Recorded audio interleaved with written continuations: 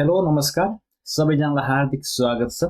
सबैजना दशैंको लागि आफ्नो गाउँमा अथवा घरमा जानुभएको होला। आजको यस भिडियोमा मैले सपोर्ट र रेसिस्टेन्स हामीले कसरी थाहा पाउने, सपोर्ट भनेको के हो, रेसिस्टेन्स भनेको के हो, यी दुई कुराहरू थाहा पाइयो भनेदेखि हामीले मार्केटमा कसरी लगानी गर्न सकिन्छ, यी यावत विषयमा आजको यस भिडियोमा मैले चर्चा गर्छु। यदि तपाईँ शेयर मार्केटमा नयाँ हुनुहुन्छ भने यो भिडियो तपाईको लागि एउटा मार्गदर्शक बन्न सक्छ। त्यसकारण भिडियोलाई अन्तिमसम्म हेरेर साथ दिनु होला है त। अब सबैभन्दा पहिला त हामी सपोर्ट एरिया भनेको के हो भने किन्ने मान्छेहरू छन् भनेर चाहिँ बुझ्नु पर्यो, र रेसिस्टेन्स एरिया भनेको के हो भन्दाखेरि बेच्ने मान्छेहरू छन् भनेर चाहिँ बुझ्नुपर्ने हुन्छ है त। एउटा के हो त भन्दा चाहिँ प्राइसको जोन हो। प्राइसमा के हुन्छ भन्दाखेरि यसरी चाहिँ लाइनहरू तपाईँले खिच्नु भयो भनेदेखि यो सपोर्टमा आयो, मार्केट स्टेज घट्यो, फेरि यसरी बढ्यो, फेरि तपाईको यहाँनिर आयो सपोर्ट लियो, फेरि मार्केट बढ्यो, फेरि यहाँनिर चाहिँ सपोर्ट लियो, फेरि मार्केटले यहाँ चाहिँ ब्रेक आउट दियो है त। अब यहाँ तपाईले सामान्य रूपमा के बुझ्नुस् भने सपोर्ट भनेको किन्ने मान्छेहरू छन्, जहाँनिर यहाँनिर तपाईको एकचोटि सपोर्ट लिएर मार्केट बढ्यो, फेरि यहाँनिर आयो, यहाँनिर सपोर्ट लिएर मार्केट बढ्यो, फेरि मार्केट यहाँनिर आयो, सपोर्ट लिएर चाहिँ मार्केट बढ्यो है त। भन्नुको मतलब जहाँनिर किन्ने मान्छेहरू छन्, जहाँनिर प्राइसले सपोर्ट लिएर चाहिँ माथितिर जान्छ, त्यसैलाई हामीले के भन्छौँ भन्दा सपोर्ट भन्छौँ है त। अहिले हामी यसलाई चार्टमा पनि हेर्छौँ। र रेसिस्टेन्स भनेको के भन्दा रेसिस्टेन्स 1 मा यहाँनिर चाहिँ बेच्ने मान्छेहरू त्यो यहाँनिर चाहिँ बेचे, मार्केट घट्यो, फेरि सपोर्ट एरियामा आयो, फेरि मार्केट बढ्यो, यहाँनिर रेसिस्टेन्स 2 यहाँनिर पनि लगानीकर्ताहरूले बेचे, फेरि मार्केट घटेर कहाँनिर आयो, यहाँसम्म आयो त। फेरि मार्केट बढ्यो, त्यतिखेर चाहिँ मार्केटले चाहिँ ब्रेकआउट दियो। जति बेला चाहिँ मार्केटले रेसिस्टेन्स 1 लाई चाहिँ यो R1 मान्नुहुन्छ भने तपाईले R2 सम्म जाने चान्स के हुन्छ त, प्रबल सम्भावना रहन्छ है त। त्यसकारण तपाईले यहाँनिर चाहिँ बुझ्नुपर्ने कुरा के छ भने हामीले चाहिँ एन्ट्री र एक्जिट कहाँनिर गर्ने भन्दाखेरि यदि प्राइसले सपोर्टमा सपोर्टले चाहिँ बढ्दै जाँदा रेसिस्टेन्समा गएर चाहिँ ब्रेकआउट दिन्छ भनेदेखि यसले रिटेस्ट गरेको उसमा चाहिँ हामी चाहिँ यहाँनिर चाहिँ बाइ गर्दा एकदम बेस्ट भयो है। यदि होइन प्राइसले चाहिँ रेसिस्टेन्समा गएर चाहिँ लगानीकर्ताहरूले बेच्छन् र फेरि प्राइस घट्दै आउँछ भने हामी यो एरियामा चाहिँ किनेको हुन्छ भनेदेखि हाम्रो चाहिँ यहाँनिर चाहिँ एक्जिट हुनुपर्छ। जबसम्म प्राइस यो रेन्जमा चलिरहन्छ त्यसलाई हामीले के गर्छौँ भन्दा साइडवेज मार्केट भनेर भन्छौँ। यदि तपाईँलाई चाहिँ अप टेन भनेको के हो, डाउन टेन भनेको के हो र साइडवेज भनेको के हो भन्ने कुरा थाहा छैन भने कमेन्ट बक्समा लेख्नु होला, म यसको भिडियो बनाएर लिएर आउँछु। तर त्यसको लागि जुन दिन 100वटा लाइकको भिडियोमा पुग्छ त्यसपछि म चाहिँ यो ट्रेन्डहरू कसरी छुट्याउने हामीले त्यस बारेमा भिडियो बनाएर लिएर आउँछु है त। अब सामान्य रूपमा तपाईँले के बुझ्नुभयो, सपोर्ट भनेको के त, जहाँ किन्ने लगानीकर्ताहरू छन् त्यसलाई हामीले सपोर्ट भन्ने। रेसिस्टेन्स भनेको के त, जहाँ बेच्ने लगानीकर्ताहरू छन् त्यसलाई हामीले के भन्ने, रेसिस्टेन्स भनेर भन्ने है त। अब तपाईको मनमा लाग्न सक्छ के प्राइस जहिले पनि सपोर्टमा आएर चाहिँ यस्तो चाहिँ बढ्दै गयो, यहाँ चाहिँ रेसिस्टेन्स खायो, त्यसपछि सपोर्टमा आयो होइन, सपोर्टमा आएपछि सपोर्ट लिने र फेरि रेसिस्टेन्समा गएर चाहिँ बेच्ने लगानीकर्ता आयो भने फेरि घट्ने। त्यस जहिलेसुकै बजार यही ट्रेन्डमा चल्छ भनेर चाहिँ तपाईँको मनमा लाग्न सक्छ, तर त्यस्तो चाहिँ हुँदैन। यदि सपोर्ट नलिकन बजारले चाहिँ यहाँ चाहिँ डबल बटम लगाएर रेसिस्टेन्स सपोर्ट 1 लाई चाहिँ ब्रेक डाउन दियो भनेदेखि फेरि हामीले अर्को के गर्छौँ त भन्दा चाहिँ सपोर्ट 2 सम्म चाहिँ बजार आउन सक्यो, प्रबल सम्भावना रहन्छ भने। त्यसै गरी बजार यदि यहाँ सपोर्ट लिएर फेरि बढ्दै जाँदा यो रेसिस्टेन्सलाई चाहिँ ब्रेकआउट दिएर माथितिर गयो भनेदेखि बजार कहाँसम्म जान्छ भन्दा अर्को चाहिँ R2 सम्म चाहिँ जान्छ है त। यसको लागि हामीले चाहिँ चार्टमा हेर्छौँ। चार्टमा एउटा इन्डिकेटर पनि छ, त्यसलाई कसरी प्रयोग गर्ने म त्यो तपाईँलाई सिकाउँछु। र यसभन्दा पहिलाको भिडियोमा मैले यो चार्ट कसरी चलाउने त्यस बारेमा भिडियो बनाएर अपलोड गरिसकेको छु, हाम्रो च्यानलमा छ, गएर हेर्नु होला। यति बुझ्नुभयो भने अब चाहिँ प्राइस कसरी माथि जान्छ, प्राइस किन घट्छ त्यो बारेमा बुझौँ है त।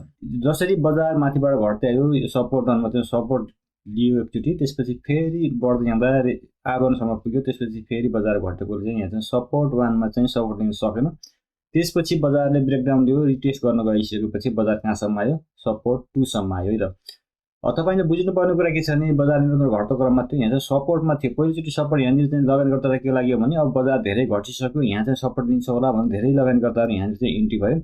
त्यसपछि बजार बढ्यो, बजार बढ्दै जाँदा R1 सम्म पुग्यो, R1 सम्म पुगिसकेपछि लगानीकर्ता जो चाहिँ यहाँनिर चाहिँ बिचमा छुटेका थिए लगानीकर्ताहरू पहिला, उहाँदेखि सोध्नु भन्नु बजार यहाँसम्म आयो, यहाँ चाहिँ हाम्रो चाहिँ प्रफिट छ अथवा नभए पनि यहाँ निस्किनु पर्छ, बजार फेरि घट्यो भने अझ चाहिँ लस हुन्छ भन्ने कुरा भइसकेपछि यहाँनिर चाहिँ लगानीकर्ताहरूले बेचिसकेपछि तपाईँको के भयो, फेरि बजार घटेर सपोर्ट 1 मा आयो। सपोर्ट 1 मा चाहिँ के भयो त भन्दाखेरि यहाँ चाहिँ यहाँनिर किनेको बायर थिए, उहाँहरू चाहिँ यहाँनिर चाहिँ बेच्नु भयो भने अझै बजार बढ्छ भन्ने सोच्नुभयो होइन, तर बजार घटेर फेरि यो सम्म आइसकेपछि अब यहाँ किनेका लगानीकर्ताहरूले पनि के सोच्न थाले भनेदेखि अब बजार फेरि घट्यो भने हाम्रो भएको पनि लस हुन्छ, हाम्रो के छ सावा छ भने त्यो पनि निकालौँ भनेर यहाँ किनेकोले पनि यहाँनिर चाहिँ आएर चाहिँ बेच्न थालेपछि सपोर्ट 1 भत्केर कहाँनिर पुग्यो भन्दा सपोर्ट 2 सम्म पुग्यो है त। भनेको मतलब बुझ्नुभयो होला, बजार चल्ने भनेको चाहिँ डिमान्ड र सप्लाईको आधारमा हो। जहाँनिर सप्लाई धेरै हुन्छ बजार घट्ने भयो, अनि सप्लाई कम हुँदा बित्तिकै र डिमान्ड हाई हुँदाखेरि बजार बढ्ने भयो। जस्तै यहाँनिर आइसकेपछि सपोर्ट 2 मा आइसकेपछि अब बजार धेरै घटिसक्यो, अब यहाँनिर चाहिँ किन्नुपर्छ भनेर धेरैजना लगानीकर्ताहरूले यहाँनिर किन्नुभयो। त्यसपछि बजारले सपोर्ट 1 पहिलाको थियो त्यो रेसिस्टेन्स हुने भयो, किनकि यसलाई तोडिसकेपछि यो पहिलाको सपोर्ट चाहिँ रेसिस्टेन्ट हुने गर्छ। यहाँनिर गइसकेपछि धेरैले फेरि के गरे भन्दाखेरि यहाँनिर बेच्नु जो छुटेका थिए उहाँहरू पनि ल बजार त यहाँसम्म पुगेर घटेर फेरि बढ्दो क्रममा छ, हाम्रो आइसक्यो फेरि पछि घट्यो भने चाहिँ हामीलाई घाटा हुन्छ भने यहाँनिर बेच्नु भयो पहिलोचोटि।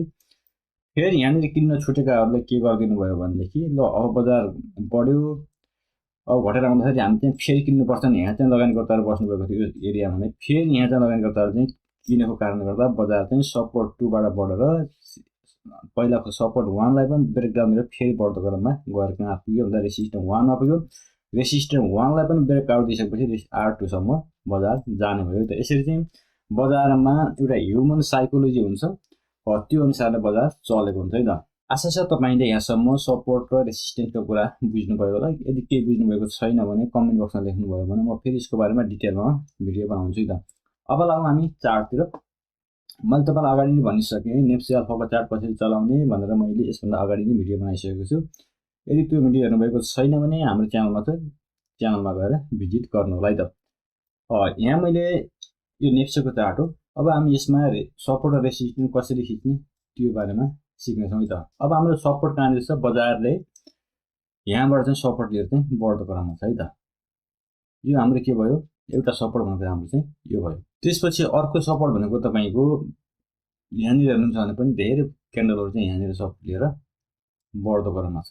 यो नेप्सीको चार्टमा मैले लगाइरहेको छु त सपोर्ट। अब तपाईले यहाँनिर बुझ्नुभयो भने बजार अहिले कहाँनिर छ, 1903 मा छ है। 1903 भनेको हाम्रो चाहिँ यो 1903 मा छ बजार भनेपछि जुन यो छ यो हाम्रो के भयो त 1900 देखि 1903 सम्मको हाम्रो के छ, एउटा सपोर्ट जोनमा छ। बजारले यसैमा चाहिँ सपोर्ट लिने कोसिस गरिरहेको छ है। यदि इन केस बजारले यसलाई ब्रेकडाउन दियो भने अर्को सपोर्ट कहाँनिर छ, बजार कहाँसम्म आउने भयो भन्दाखेरि बजार तपाईको 1894 देखि 1893 सम्म आउन सक्ने भयो। यदि होइन बजारले यसलाई पनि ब्रेकडाउन दिएर तलतिर आउँछ भने अर्को सपोर्ट भनेको हाम्रो कहाँनिर छ भन्नुहुन्छ भने एउटा स्ट्रङ सपोर्ट भनेको चाहिँ हो यो एरियामा चाहिँ हामीले हेर्न सकिन्छ। यो एरिया भनेको तपाईको 1857 देखि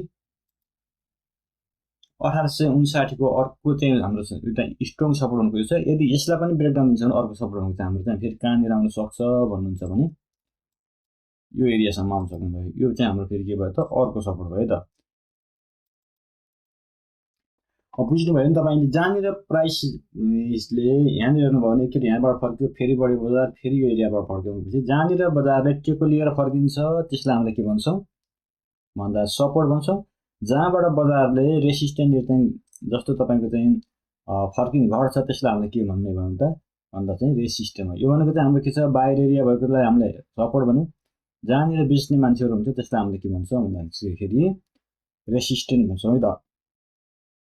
अब सपोर्ट हामीले थाहा पाइसकेपछि अब हामी लागौँ रेसिस्टेन्स कहाँनिर छ त। अब पहिलो रेसिस्टेन्स भनेको चाहिँ बजार यहाँबाट चाहिँ के भएको छ भन्दाखेरि चाहिँ घटेको छ है त। यसलाई अब हामीले कलर चेन्ज गर्दियौँ। यहाँनिर हेर्नुभयो भने हाम्रो पहिलो रेसिस्टेन्स कतिमा छ, यदि बजार बढ्दै जान्छ भने हाम्रो रेसिस्टेन्स कहाँनिर हुनुभयो, यहाँनिर बेच्ने मान्छे छन् 1906 देखि 1907 सम्म। यदि यसलाई पनि ब्रेकआउट दिएर फेरि बजार माथि जान्छ भने हाम्रो चाहिँ अर्को रेसिस्टेन्स भनेको कुन एरियामा छ भन्दाखेरि यो एरियामा छ है त। यो भनेको 1915 देखि 1914 मा छ। यदि यसलाई पनि बजारले ब्रेकआउट दियो भनेको अर्को रेसिस्टेन्स हाम्रो चाहिँ यो एरियामा छ नि त। यहाँ पनि बजारले के गरेको थियो, रेसिस्टेन्स चाहिँ घट्दो क्रममा थियो। यसरी हामीले रेसिस्टेन्स र सपोर्टहरु चाहिँ खिच्न सक्छौं है त। अब तपाईले बुझ्नुभयो होला सपोर्ट भनेको बायरहरु भएको एरिया, रेसिस्टेन्स भनेको चाहिँ जहाँनिर सेलरहरु बसेका छन् त्यसलाई हामीले रेसिस्टेन्स भनेर भन्छौं। यसरी हामीले बजारमा सपोर्ट र रेसिस्टेन्स पत्ता लगाउन सक्छौं। अब तपाईको मनमा लाग्न सक्छ हामीले बाहिर सेल कसरी गर्ने भन्ने कुराको चाहिँ तपाईलाई मनमा लागेको हुनसक्छ। अब लागौँ हामी त्यतातिरै त। त्यसको लागि यो क्यान्डलको बारेमा तपाईँले थोरै ज्ञान हुनुपर्ने हुन्छ। यहाँ तपाईँलाई म क्यान्डलको बारेमा पनि पछि भिडियो राख्दै जान्छु। आज म सपोर्ट र रेसिस्टेन्सको मात्र कुरा गरिरहेको छु। अब तपाईँले बुझ्नुपर्ने कुरा के छ भन्दाखेरि यहाँनिर अरू तपाईँलाई कुन क्यान्डल बन्यो, कस्तो क्यान्डल बन्यो त्यतातिर तपाईँ चाहिँ लाग्दै नलाग्छ है। अब तपाईँलाई म यहाँ राम्रोसँग एउटा सिम्पल भाषामा के बुझाइदिन्छु भनेदेखि बजार कहाँनिर आयो, सपोर्टमा आयो होइन। सपोर्टमा आउँदा बित्तिकै हामीले के गर्ने, किनिहाल्ने चाहिँ होइन। जबसम्म यहाँ चाहिँ हेर्नुभयो भनेदेखि यहाँ चाहिँ एउटा के भन्यो, रेड क्यान्डल छ। जबसम्म यो अगाडिको एउटा रेड क्यान्डललाई पछाडिको चाहिँ यो हरियो क्यान्डलले पुरा ढाक्दैन नि तबसम्म चाहिँ हामी बाई गर्दैनौँ। यदि सपोर्टमा आइसक्यो भने पनि जबसम्म तपाईँको चाहिँ अगाडि बनेको चाहिँ रातो क्यान्डल हुन्छ त्यसलाई पछाडिको हरियो क्यान्डलले पुरा ढाक्दैन तबसम्मको लागि हामी इन्ट्री नगर्ने। मार्केट घट्दो क्रममा छ, यो अगाडि चाहिँ रातो क्यान्डल बन्यो है, यसलाई तपाईँ चाहिँ रातो हेर्नु होला। यो रातो क्यान्डललाई तपाईँको के गर्नु पर्यो भन्दा चाहिँ पछाडिको चाहिँ यो हरियो क्यान्डलले के गर्नुपर्ने भयो भन्दाखेरि चाहिँ अगाडिको रातो क्यान्डललाई पुरा ढाक्नु पर्यो भने चाहिँ जबसम्म यसलाई ढाक्दैन तबसम्मको लागि हामी के नगर्ने, बाई नगर्ने। कुरो बुझ्नुभयो होला नि होइन। म हटाइदिएँ। यहाँनिर हेर्नुहुन्छ भने के छ, जुन यो रातो क्यान्डल छ यसलाई पछाडिको क्यान्डलले के गरेको छ, ढाकेको छ। त्यसपछि हामीलाई यहाँनिर चाहिँ सपोर्ट एरियामा के भयो त भन्दा हामीलाई बाई सिग्नल आएको छ। त अब हामीले स्टप लस कहाँ गर्ने भन्दा यो क्यान्डलको जुन चाहिँ लो छ लगभग 1902 भन्दा तलतिर जान्छ भने हामी के गर्नु पर्यो, स्टप लस गरेर हामीसँग भएको किनेको सेयर यही एरियामा बेचेर फेरि तल्लो सपोर्टमा चाहिँ हामी किन्नको लागि के गर्छौँ, रेडी भएर बस्छौँ है त। अब सपोर्टमा त्यसरी बाई गर्छौँ भने रेसिस्टेन्समा के गर्ने भन्दाखेरि तपाईँको जबसम्म अगाडिको चाहिँ जुन यो हरियो क्यान्डल छ त्यो हरियो क्यान्डललाई पछाडिको रातो क्यान्डलले कभर गर्दैन तबसम्मको लागि हामी होल्ड गर्ने। यहाँनिर हेर्नुहुन्छ भने क्लियर रूपमा यो क्यान्डलले हामीलाई के दिएको छ, सेल सिग्नल दिएको छ। जुन यो रातो क्यान्डलले अगाडिको यो हरियो क्यान्डललाई चाहिँ के गरेको छ त पुरै आफ्नो कभरमा लिएको छ। त्यसकारण तपाईँ के गर्नु पर्यो, भोलिपल्टको यो क्यान्डलमा बेचेर निस्किनु पर्यो त। कन्फर्मेसनको लागि यही क्यान्डलमा हामी बेच्दैनौँ त्यो दिन, तर भोलिपल्टको दिन यो क्यान्डलमा बेचेर हामी चाहिँ निस्किनु पर्ने हुन्छ। यति बुझ्नुभयो भने तपाईँ सपोर्ट र रेसिस्टेन्सको कुरा बुझ्नुभयो। अब तपाईँले एउटा यो इन्डिकेटर छ एफएक्स भन्नेमा यहाँनिर हेर्नुभयो भने यहाँनिर गएर चाहिँ तपाईँले के लगाउन सक्नुहुन्छ भने पिभट पन भन्ने हुन्छ एउटा। यो चाहिँ हामीलाई अटोमेटिक रूपमा सपोर्ट र रेसिस्टेन्स जोन हामीलाई बताउने गर्छ। यहाँनिर हेर्नुभयो भने पिभट पोइन्ट स्ट्यान्डर्ड भन्ने यसलाई चाहिँ क्लिक गर्नुभयो भने अब यहाँनिर हेर्नुभयो भनेदेखि यसले हामीलाई के देखाइदिएको छ भने अहिले बजार पिभटभन्दा माथि छ। अब चाहिँ यदि घटेर आयो भने सपोर्ट भनेको कतिमा रहेछ, 1878 मा छ। त्यसपछि सपोर्ट 2 भनेको 1849 मा छ। सपोर्ट 3 भनेको कतिमा छ, 1834 मा छ। यदि बढेर जान्छ भने 1922 मा रेसिस्टेन्स 1 छ। R2 तपाईँको 1937 मा छ भनेदेखि R3 कतिमा रहेछ, 1966 मा छ। अगाडि हामीले आफैले चाहिँ कहाँनिर चाहिँ सपोर्ट छ कहाँनिर चाहिँ रेसिस्टेन्स छ भनेर चाहिँ पान्यौँ होइन। यो भनेको चाहिँ पिभटले हामीलाई चाहिँ विगतका डाटाहरू चाहिँ लिएर यस्तै पनि हामीलाई सहयोग गरिरहेको हुन्छ। तपाईँले यसको मात्र उपयोग गर्नुभयो भने पनि बजारमा सपोर्ट कहाँनिर छ, रेसिस्टेन्स कहाँनिर छ, तपाईँ नयाँ हुनुहुन्छ भने यसले पनि तपाईँलाई धेरैसम्म चाहिँ बजारमा चाहिँ के गरेको हुन्छ भन्दाखेरि सहयोग गरेको हुन्छ है त। हस् त आजको लागि यति नै। भिडियो कस्तो लाग्यो, जस्तो लाग्यो त्यस्तै सल्लाह सुझाव दिन नबिर्सनु होला। च्यानलमा नयाँ हुनुहुन्छ भने सब्सक्राइब गरी नजिक आउने बेल आइकन बजाएर नोटिफिकेसन अल गर्नु होला।